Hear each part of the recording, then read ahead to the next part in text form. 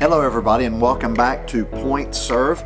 It is the official podcast here of Crosspoint Church. I am your host, Von D. Cook, and I am so glad that you've chosen to come back once again to meet with us.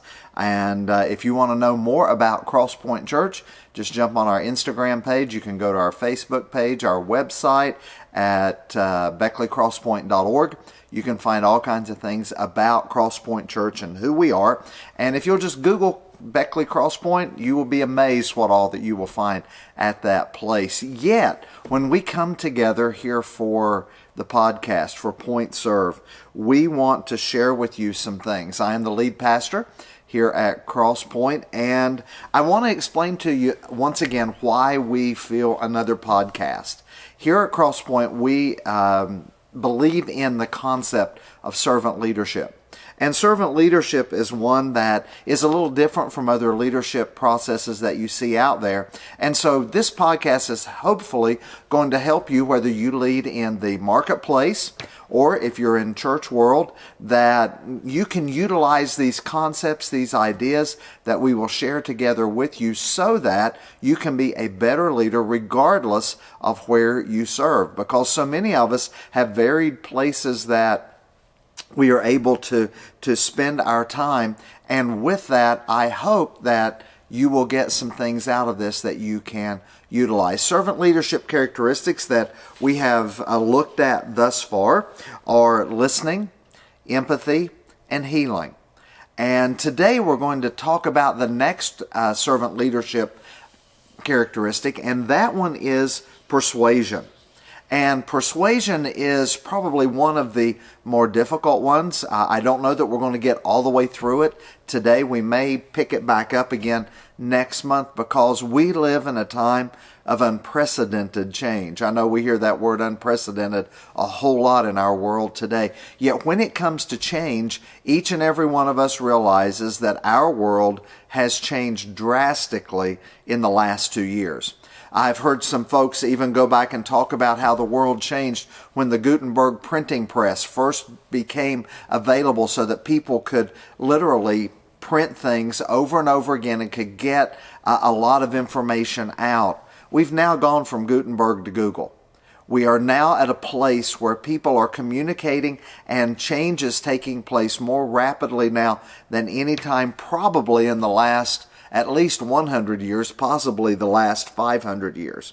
And so when we understand that kind of a change, how does a leader walk through that? As a leader, how do you navigate change where you are? If you are the manager of a store and all kinds of changes come down the pipeline to you, how do you pass that along to those that you lead? How do you walk with those people? If you're a pastor and all of a sudden you've got COVID issues and you're trying to figure out how to maintain the integrity of what you're trying to do, how you're trying to share the gospel of Jesus Christ with people, yet you have to do it in a totally different way. How do you navigate change with your congregation in that setting? You see, leaders face change. And in this process, servant leadership faces change differently than some of the others because servant leadership navigates change by influencing the followers, by spending time with those that you are leading and allowing them to understand what is going on. I mean, back in the day, the manager would typically come into the employee lounge and say, "This is what we're doing," and nobody asked any questions. Well, in our society today, you have to answer questions. And while some industries were led, as I described a moment ago, they're not led that way today. And as a servant leader, you understand the value of the time. You understand that persuasion takes time. Helping people see why we need to make this transition. Why do we need to go in the church world from traditional music to a more contemporary style? Why do we need to do that? And unless a servant leader can explain those things in a way that everybody can understand them, change is not received well. There's an old farmer back in Kansas that was sitting on a park bench one day. As he was sitting on that park bench, a young guy who was walking across the United States, literally, he was backpacking across the United States. He sat down beside this man. And he said, "How long have you lived here, sir?" And this old Kansas farmer said, 80 plus years, son. And he said, "Well, probably in that amount of time, you've seen a lot of change." He said, "Yes, and I've been against every one of them." You see, what happens when change occurs is unless we understand the why, we tend to be against things. John Maxwell said many years ago, people are always down on what they're not up on. If people are not kept informed as to what's going on, we tend to go to the negative. We tend to say, "I don't understand why this is needed. Why would anybody want us to do that?" And so as a servant leader, you have to painstakingly walk followers through that process.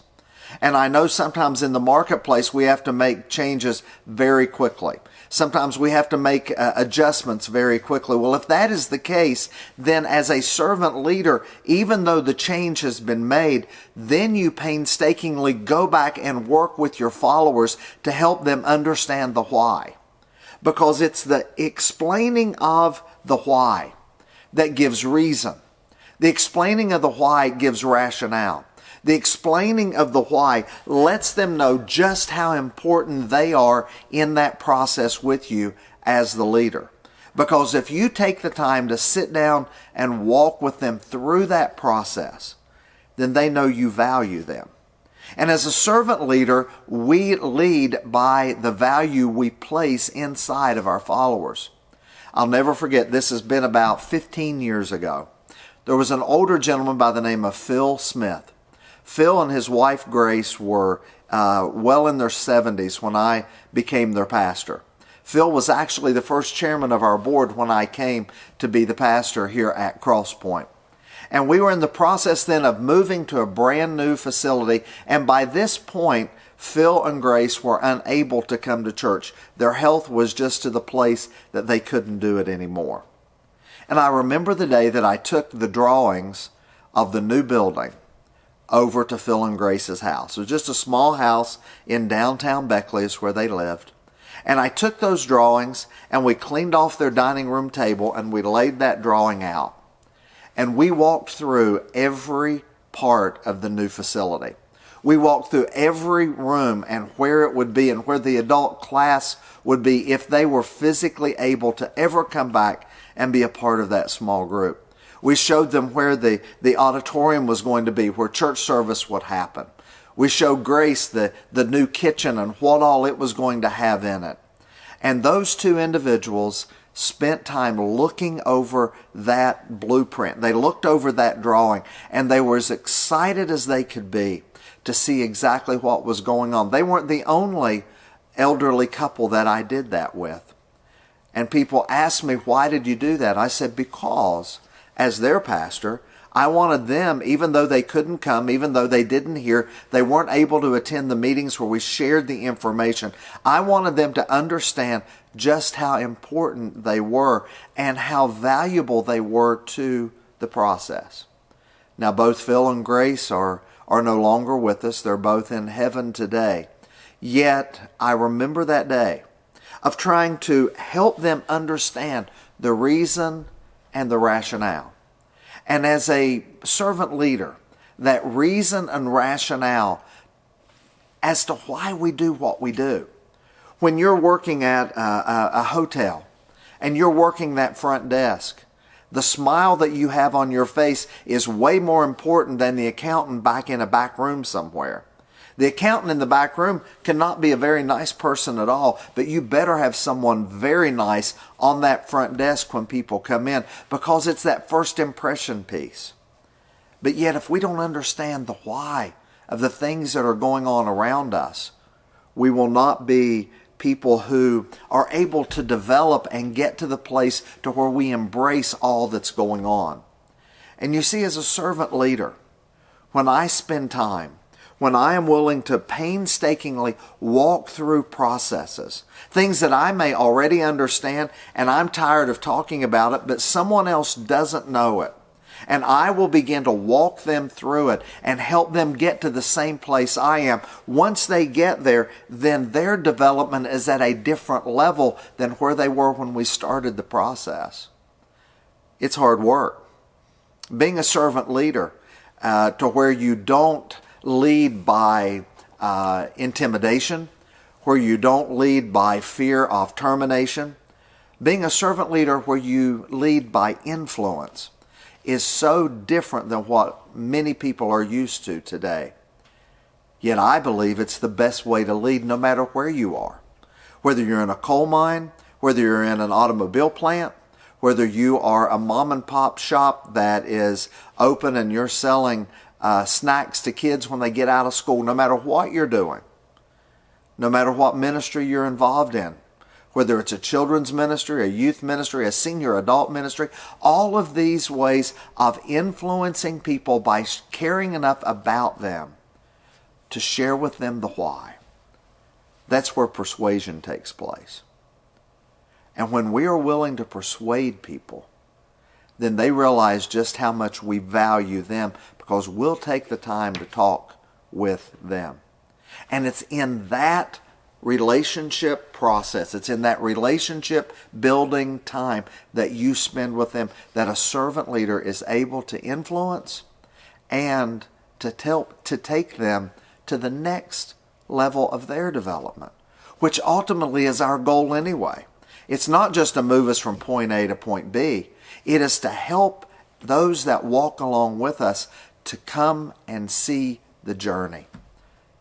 Leadership is about change. We said that just a moment ago. And when you change, or when you journey together, there is a lot of change. When we walk together, there is a lot of change. And as a servant leader, how you navigate that is different from others. We'll talk more about persuasion next month. Thank you so much for tuning in to Point Serve today. I thank you for taking your time because you could spend your time listening, watching, doing anything else, but you've chosen to be a part of this. And I hope today, when you look at those that you walk along with, that you work with, that you work beside, that you will spend the time to persuade them when change comes, and it will be there, but you will spend the time and invest in them enough for their development so that they too can grow into the people that God created them to be. Make sure that you like us. Make sure that you tell your friends about Point Serve this month. We'll see you next time.